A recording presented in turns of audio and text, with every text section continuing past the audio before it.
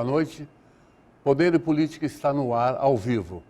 Hoje nós vamos conversar, estou recebendo aqui o Procurador-Geral Adjunto da Prefeitura de Foz. É o Vili Dolinski, a quem eu dou as boas-vindas, doutor. Boa noite, Hélio, mais uma vez. Obrigado pelo convite. Faço o agradecimento em nome do Dr. Raimundo, Procurador-Geral, que em virtude de viagem em razão do trabalho teve que se ausentar da cidade ontem, retornando hoje à noite, a fim de atender os interesses do município na capital. Muito bem. O doutor Raimundo é o popular Raimundinho, doutor na matéria e professor de Direito Penal aqui na UDC. Ô Vili, vamos começar a nossa conversa, no sentido, explique para quem nos assiste, quem talvez não saiba, o que é essa Procuradoria Jurídica do município, como funciona, onde fica, o que ela faz? Bom, Lucas, a Procuradoria-Geral do município, ela situa-se no local onde era a Câmara antiga, né, na Praça Getúlio Vargas 69, em frente ali ao Cartório Pinheiro e ao Paço Municipal. A Procuradoria é um órgão da administração pública com status de secretaria, que tem como atribuições principais representação dos interesses da administração pública, tanto judicial como extrajudicialmente, a cobrança da dívida ativa, o PROCON e o regime disciplinar dos servidores públicos afetos às secretarias a nível geral, com exceção da Guarda Municipal. E atua também como função de órgão de controle interno, bem como na consultoria e assessoramento ao Poder Executivo. Em outras palavras, é o advogado-geral do município. Podendo ser sintetizado assim AGU do município. Exatamente, assim? É a Advocacia Pública Municipal. O senhor falou, exceto a Guarda, por que não a Guarda? A Guarda Municipal ela tem a corregedoria por questões legais. Em virtude da lei do desarmamento, ela possui corregedoria própria. Logo já atraiu, exatamente, ouvidoria. Logo atraiu a competência disciplinar. Tá. Ô Vili, existem ações civis públicas, imagino, lógico, não sei quantas seriam, dezenas, centenas, que tramitam onde o município, às vezes, aparece no polo passivo e no polo ativo também. É assim? Exato. Fale sobre isso. O município, a Procuradoria-Geral do município, ela atua, é bastante curiosa essa observação, porque atua tanto no polo ativo como passivo nas ações civis públicas, dependendo da causa de pedido e de pedido. Por exemplo, ações relativas a medicamento, prestação de serviços públicos na área da educação, fornecimento de medicamentos, como mencionei, exames médicos, procedimentos cirúrgicos, questões afetas à lei de acesso à informação, entre outras. São ações movidas pelo Ministério Público, em que o município, por vezes, por entender o Ministério Público, o município não está adequando-se a essa ou aquela política pública ou esse ou aquele serviço público, ingressa com ações no sentido de compelir o município a prestar esse serviço. O município, então, atua na defesa e fazendo as devidas justificativas, motivações do ato administrativo. Exatamente. Advoga para o município. Exatamente. E no polo ativo, o município pode atuar como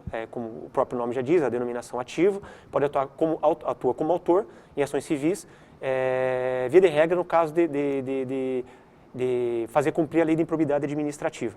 Tá. Nessas ações, assim, via de regra, quando o município ingressa, pede o ingresso porque assim a lei permite, pede o ingresso do Ministério Público, que normalmente ingressa, ao lado do município no polo ativo, e das vezes que o próprio Ministério Público ingressa no polo ativo, solicita a notificação do município para que ingresse. Então, nós atuamos em litisconsórcio ativo, que nós denominamos. O município responde a muitas ações civis públicas por improbidade administrativa? Não, responder, na verdade, não é o município, é o gestor, o prefeito que responde. Nesses casos, o município, através do procurador, necessariamente só pode atuar ao lado do Ministério Público. Sim, perfeitamente. Obrigatoriamente. Então, quando chega essa notificação, eu como gerente do sistema eletrônico processual, comunico o prefeito. Recebo, tenho conhecimento, faço análise técnica, faço aferição, se é o caso ou não do município ingressar ao lado do Ministério Público. Tá, entendido. Vocês também ali a Procuradoria, ela tem várias funções, é muito importante. Como você falou, é a AGU do município, né? Como tem a União, a AGU da União, tem do município.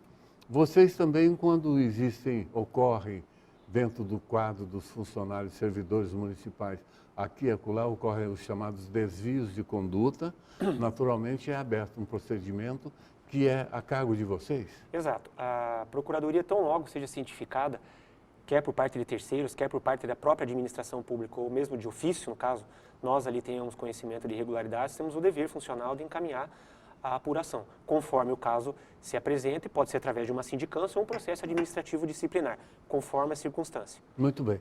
Vili, vamos falar um pouco do assunto da hora. Esse fato ocorrido anteontem, que levou ao cárcere 4 pessoas, uma delas um secretário municipal.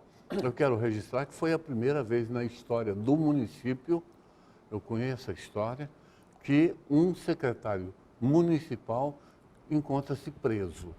Né? Não tivemos casos parecidos. Tivemos um caso na administração anterior, onde foi decretada a prisão de um secretário, mas ele foi ligeiro e correu e homiziou-se ali no vizinho país, na Argentina, mas não chegou a ser preso.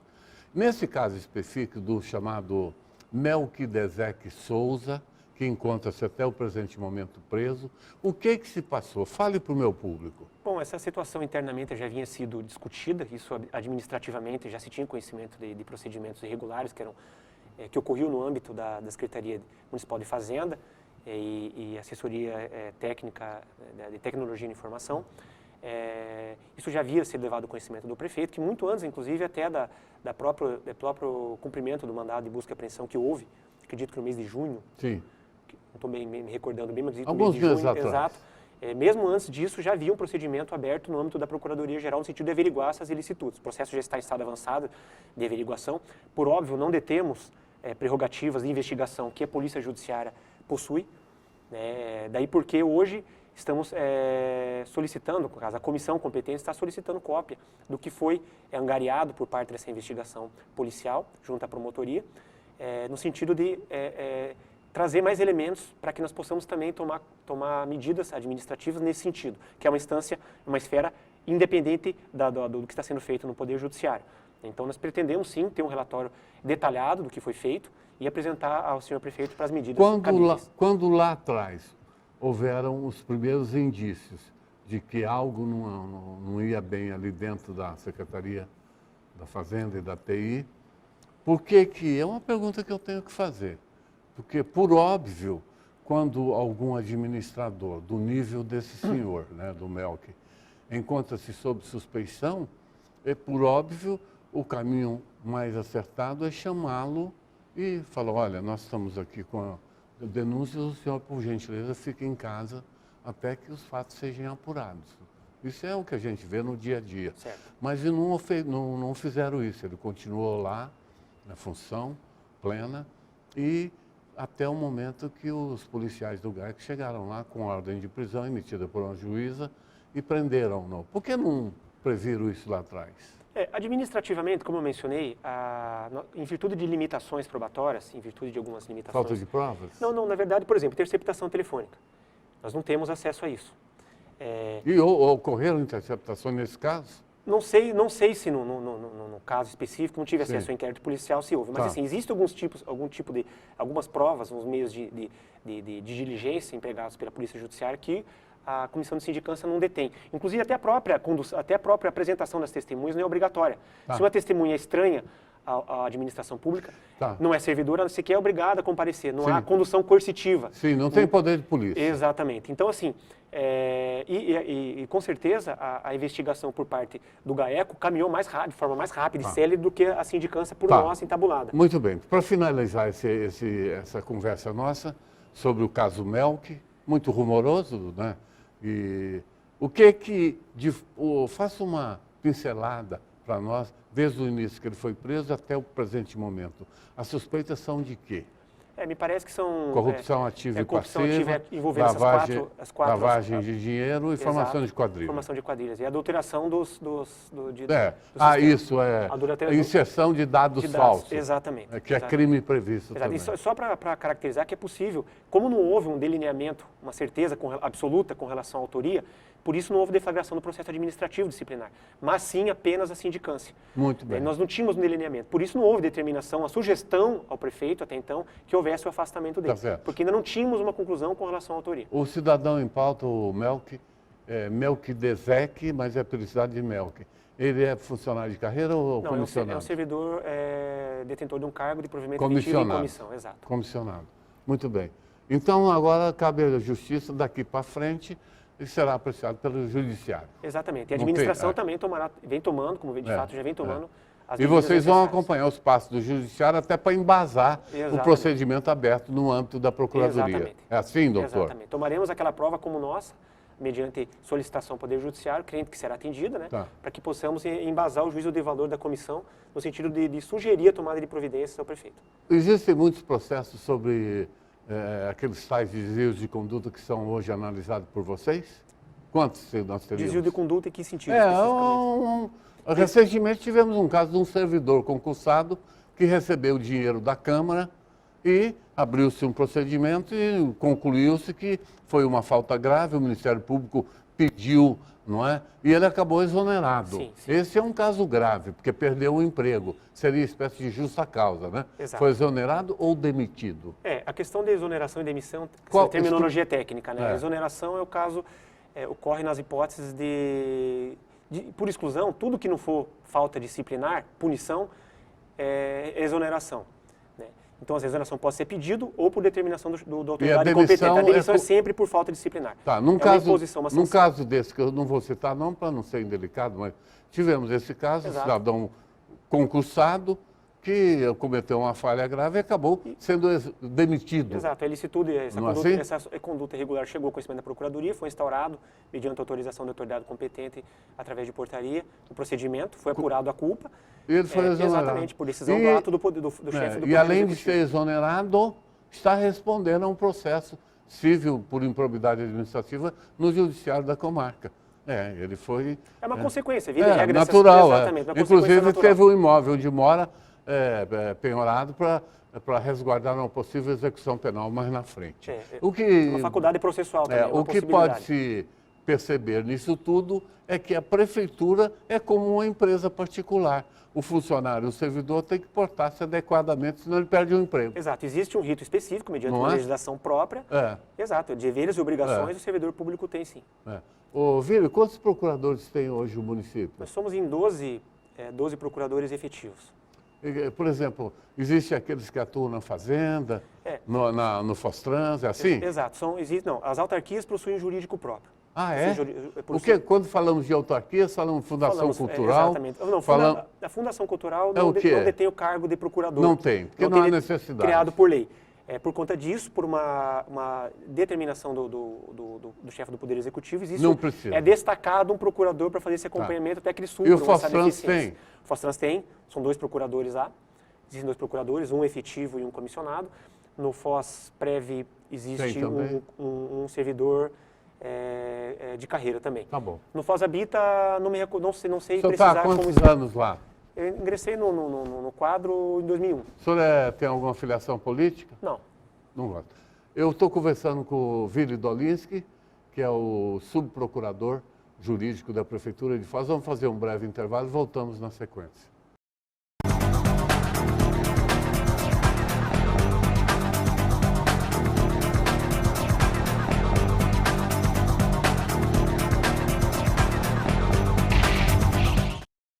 Estamos de volta com o Vili Dolinski, procurador do município. Ô Vili, em 2008, portanto, 7 anos atrás, na administração do senhor Paulo McDonald de Guise, que ficou de 2004 a 2012, ficou 8 anos, né?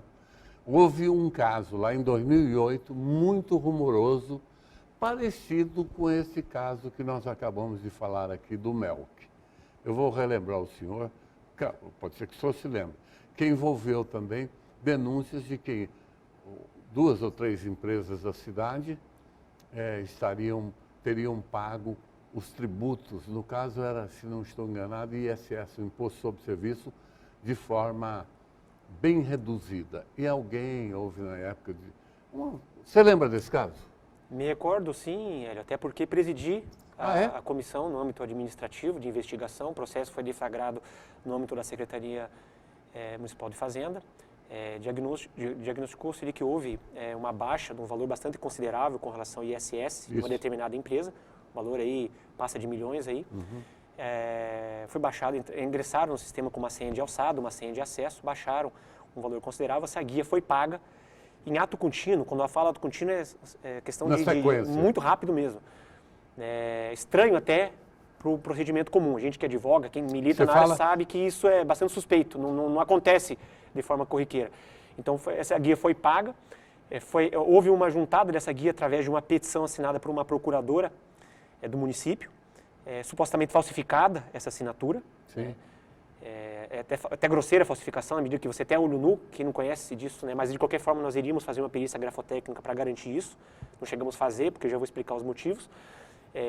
Essa petição com essa baixa indevida, vamos dizer assim, a menor, foi juntada no processo, porque essa dívida era objeto de uma execução fiscal já em andamento. Esse processo foi extinto na vara, passou todo o processo de conhecimento até o juiz para que fosse feita a extinção. O processo foi extinto.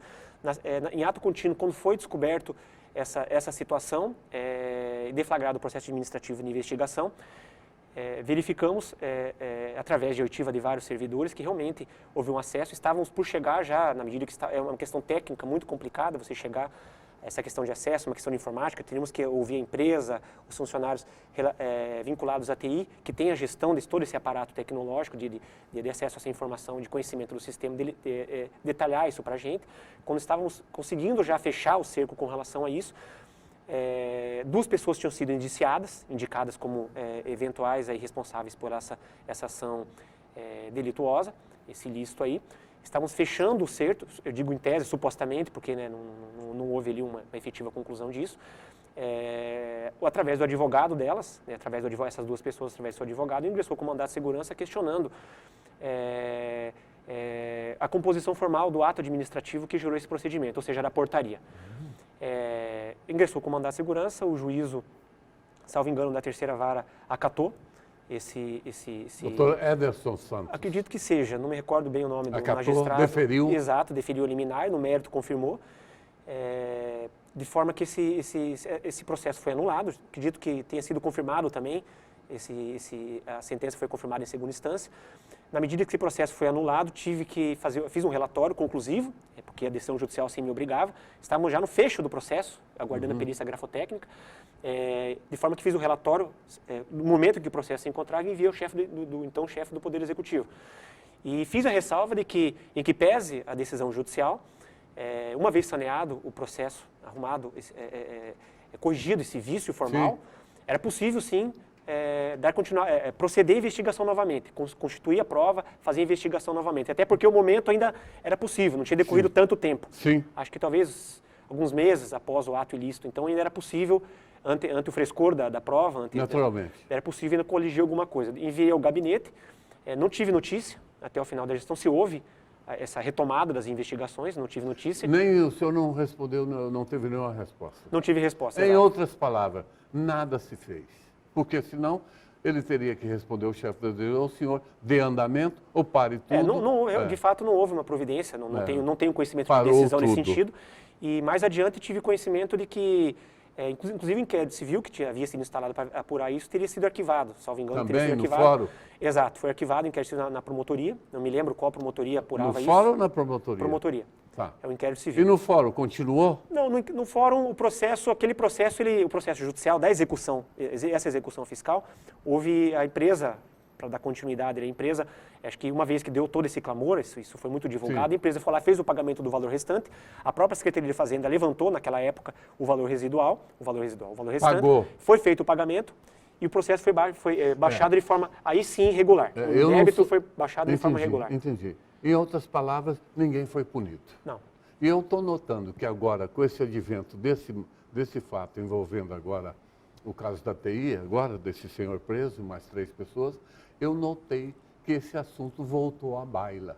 Porque são fatos parecidos, não é isso? Isso é salutar, porque se ficou alguma coisa impune, pessoas lá em 2008, é o momento de trazer isso para uma nova discussão. O senhor vê dessa maneira também? Sim, o que de comum existe, que emerge nessas duas situações, é realmente a fragilidade do sistema.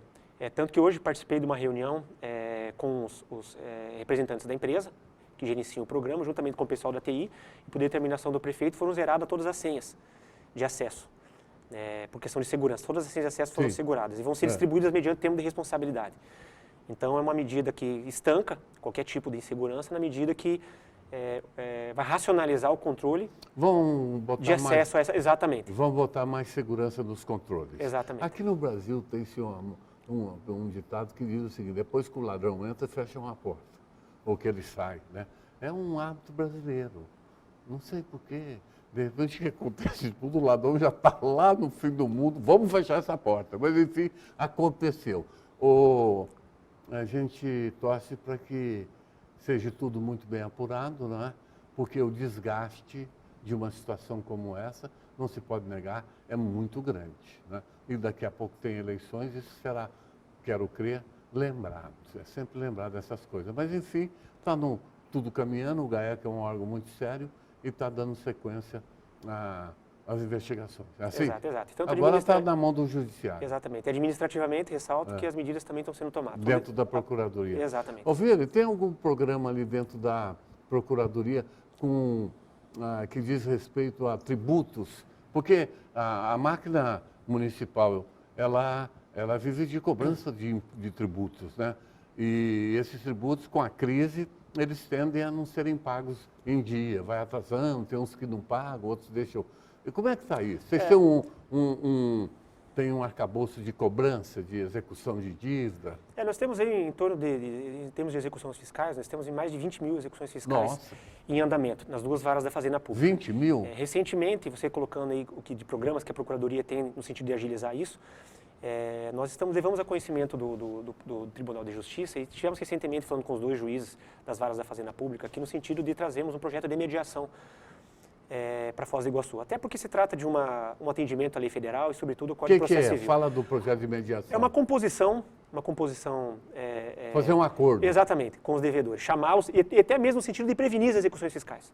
Num primeiro momento, vamos fazer um projeto piloto, um treinamento juntamente com o Tribunal de Justiça, com o apoio do Tribunal de Justiça, mais adiante com o CNJ. Para evitar que comece o processo, queremos fazer uma negociação. Exatamente. Como é feito nas chamadas conciliações no judiciário. Teremos um piloto agora, esse ano ainda, para o ano que vem já podemos colocar isso também na concepção do crédito ali. Não só na parte de execução para acabar com o processo, mas já prevenir o ingresso dessas ações judicialmente. Começa quando?